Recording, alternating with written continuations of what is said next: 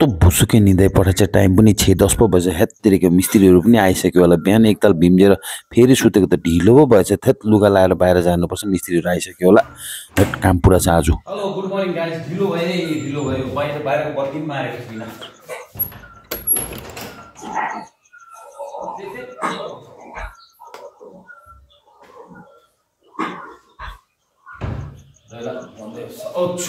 पानी खानुपर्छ। आज चाहिँ इनफिल्डको सोरुमतिर पनि पुग्नु पर्यो। भएछ भने एउटा बाइक पनि निकालेर ल्याउनु पर्यो।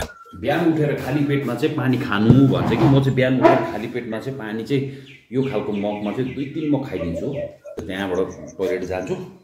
टोइलेटमै 7 मग हो। टोइलेट गर्दै म चाहिँ अबदेखि काम चाहिँ मल्टिपल गरेको नि त। टोइलेट गर्दै त्यहाँबाट त्यो सकेपछि त्यहाँबाट आएर दाढी साडी काटेर हात मुख धोएर चाहिँ चेपा गर्छु। बिहानै उठेर चाहिँ सुसु गर्नु गएको थिएँ। त्यति बेला चाहिँ यो बोइलर अन गरिरहेको थियो। हुनु त गिजर त छ बिचरा आगे कर्माले। मेरो घर आमाको दाजु अस्ति लोसुङमा आउनु भएको थियो कि त्यो बेला बिचरा माइक्रो ओभन पनि ल्याइदिनु भएछ हो। नयाँ माइक्रो ओभन किनेर ल्याइदिनु भएछ। अनि त्यहाँबाट हिजो अस्ति फेरि गिजर पनि पठाइदिनु भएछ। त्यो गिजर फिट गरेको थियो। गिजर म आफै फिट गरेको। ड्रिल गरियो मिस्त्रीको मसिन ल्याएर फिट गरेर चाहिँ ट्राई गरेको थियो। पानी पनि छिट्टो तात्दो रहेछ।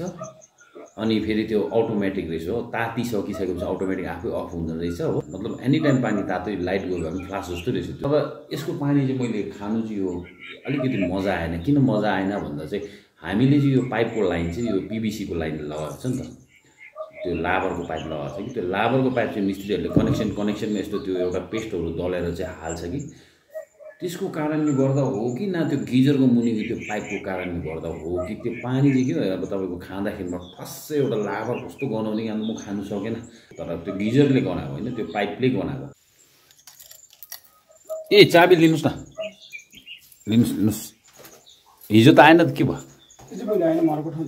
ए ल लाइन जोडिदिन्छु म।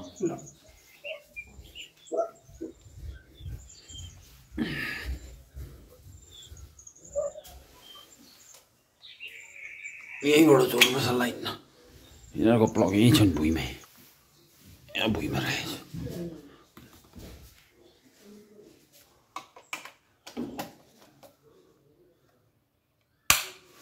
जोडिदिए। यिनीहरूको अहिले रोजा चल्दै रहेछ। पानी पनि खाँदैन यिनीहरू। यिनीहरूले चाहिँ थुक पनि मिल्नु हुँदैन अरे क्या यिनीहरूलाई चाहिँ। त्यो चाहिँ हराम अरे।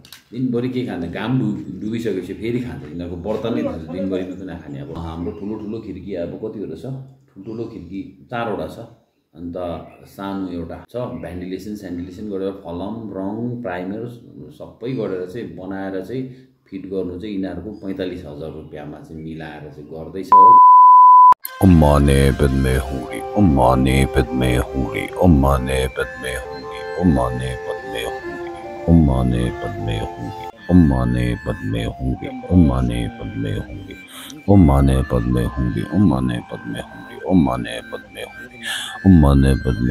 उम्माने बद में हुंगी, उम्माने बद में हुंगी, उम्माने बद में हुंगी, उम्माने बद में हुंगी, उम्माने बद में हुंगी, उम्माने बद में हुंगी, उम्माने बद में हुंगी, उम्माने बद में हुंगी, उम्माने बद में हुंगी।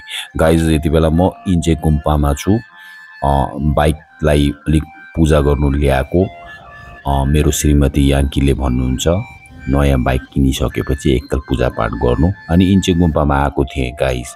अनि बाइकको सोरुमतिरको भिडियो पनि मैले खिचेको छु। त्यसलाई चाहिँ मैले अन्तमा देखाएको छु र मेरो बाइकलाई पनि अन्तमा देखाएको छु। भिडियोलाई चाहिँ पुरा हेर्नु होला। उम्माने पे में हुंगी, उम्माने पे में हुंगी, उम्माने पे में हुंगी, उम्माने पे में हुंगी, उम्माने पे में हुंगी, उम्माने पे। इन्चे गुम्पामा चाहिँ एकदमै चोखो मन सफा मनले चाहिँ पूजापाठहरू गऱ्यो भने चाहिँ चिताको काम टक पुग्छ। किनकि यो गुम्पा सबभन्दा पुरानो गुम्पा हो। उम्माने पे में हुंगी, उम्माने पे में हुंगी, उम्माने पे में हुंगी, उम्माने पे में हुंगी। यहाँनिर भन्ने गर्छ कि कसैले दुःख दियो या कसैले कसैको काम बिगार्यो भनेदेखि यहाँनिर चाहिँ आएर बत्ती बाल्यो भने चाहिँ त्यो मान्छेलाई चाहिँ एकदमै क्षति सजाय यहाँको देवी देवताले दिनुहुन्छ भन्छ। मेरो बाइकको राम्ने पनि सक्यो। अब घर फर्किन्छु। अनि भिडियोलाई अन्तसम्म हेर्नु होला गाइज। म बाइकको प्राइजहरू बाइक कसरी किन्यो त्यो अन्तमा भनेको छु होइन। भन्दा भन्दै म घर पनि आइपुगेँ। अब लागौँ सोरुमको कुरातिर।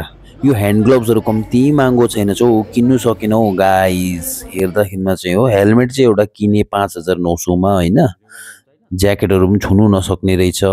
अनि बाइक चाहिँ यो जुन चाहिँ पर्पल देख्दै गरेको बाइक चाहिँ लेटेस्ट भर्जन रहेछ होइन, मेरो भन्दा मैले किनेको भन्दा 7,000 मात्रै बेसी रहेछ। तर यसमा चाहिँ के चाहिँ उयो रहेछ भने सामान बोक्ने ठाउँहरू बनाउने अप्सन छैन रहेछ, त्यसले गर्दा मैले यसलाई चाहिँ किनिनँ। हो ब्लगहरू बेसी केटीहरूको ब्लग चाहिँ पुरा चल्दछ, हामी केटाहरूको त हेर्दैनौँ कि त एकदमै हो। तपाईँहरूले गाह्रो छ जिन्दगी हो त, ठिकै भन्नुभयो बहिनीले। साउन्ड पनि मजाको पो लाग्यो त हो।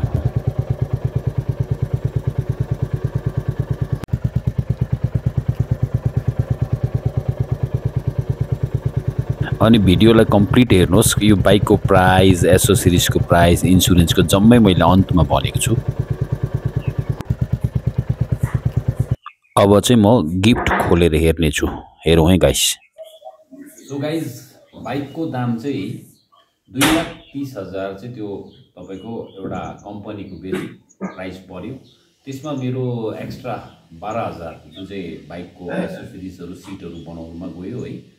अनि त्यहाँबाट तपाईँको इन्सुरेन्समा 13,000 गयो।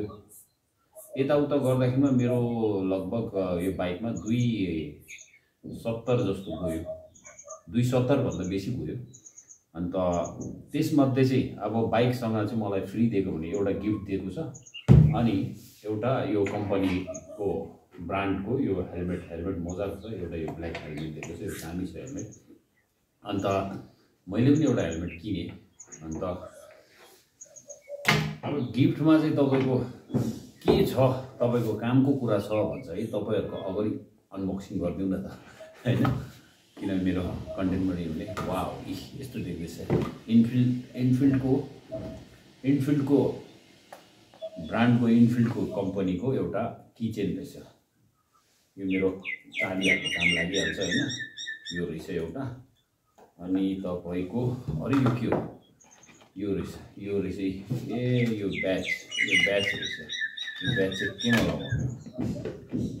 अनि यो स्कार्फ रहेछ, यो स्कार्फ मजाको रहेछ हो।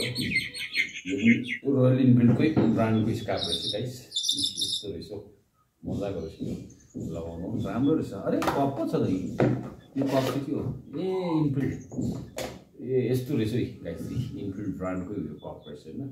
यो चाहिँ अब यताउता कता अब यस्तो हामीहरू बाइकको अब एउटा बाइक राइड ट्राभल गऱ्यो भने चाहिँ त्यो टाइममा चाहिँ काम लाग्ने रहेछ। स्कार्फ कपहरू राख्यो होइन। सो अनि बाइकको दाम पऱ्यो 2,30,000, इन्सुरेन्स 13,000 होइन। भ्यालिड चाहिँ तपाईँको कहिले कतिसम्म छ भने भ्यालिड चाहिँ 2025 हो नि त अहिले, 2025 मार्च 5 तारिकदेखिको अब 2030 को मार्च 4 तारिकसम्म भ्यालिडिटी छ त्यसको। अनि त्यहाँबाट तपाईँको त्यति नै त हो। अब यसको नम्बरहरू अब 1-2 दिनमा आउँछ हो, नम्बर आउँदा मलाई फोन आउँछ भनेको छु। त्यति बेला अघि आएको थियो नम्बरको फोन त, त्यति बेला मैले त्यसको रेस्पोन्स दिनु पर्दैछ। अनि मैले आजको ब्लगमा मैले तपाईँलाई घरदेखिको लिएर इन्चे गुम्पादेखिको लिएर सोरुमदेखिको लिएर डल्लै देखाएँ। तपाईँले यहाँसम्म भिडियो हेर्नु भयो भनेदेखि चाहिँ म आशा गर्छु तपाईँले एक लाइक पनि पक्का दिनुहुन्छ र कमेन्ट पनि गर्नुहोस्। तपाईँले भन्नुहुन्छ कि कमेन्ट गऱ्यो भने चाहिँ के हुन्छ भन्दा चाहिँ कसले कमेन्ट गर्नुभयो त्यो मैले देख्छु हो। लाइक र यो त सब्सक्राइब त देख्दैन रहेछ, तर सब्सक्राइब पनि गरिदियो भने राम्रो हुन्छ होइन। म तपाईँहरूसँग मेरो यस्तो धेरैवटा कुराहरू सेयर गर्दै गर्छु। अस्ति मैले सिलगढीको भिडियो पनि हालेको थियो होइन। अनि त्यसो भन्दै आजको लागि म तपाईँहरूबाट बिदा चाहन्छु। हेर्दै गर्नुहोस् मेरो भिडियो, अनि लाइक सेयर कमेन्ट पनि गर्ने कोसिस गर्नुहोस्। तपाईँहरूको एउटा सपोर्टको कारण नै म भिडियो बनाउनुमा अलिकति मलाई मनबाट एउटा चलेर आएको। तबसम्मको लागि म फेरि भेट्नेछु नेक्स्ट भिडियोमा। त्यो नेक्स्ट भिडियोमा अब हाम्रो जस्तै ग्रिलहरू बनाउँदैछ कस्तो बनिन्छ त्यसको फाइनल के हुन्छ फिनिसिङ त्यो फिनिसिङ पनि दिन्छु। अनि हाम्रो मिस्त्रीको नम्बरहरू मिस्त्रीहरू पनि तपाईँहरूलाई अब यदि चाह्यो भने मिस्त्रीको नम्बर पनि हाम्रो स्क्रिनमा छोडिदिन्छु होइन, ग्रिलको लागि काम पऱ्यो भने। अन्त हेर्नुहोस् मेरो भिडियोलाई।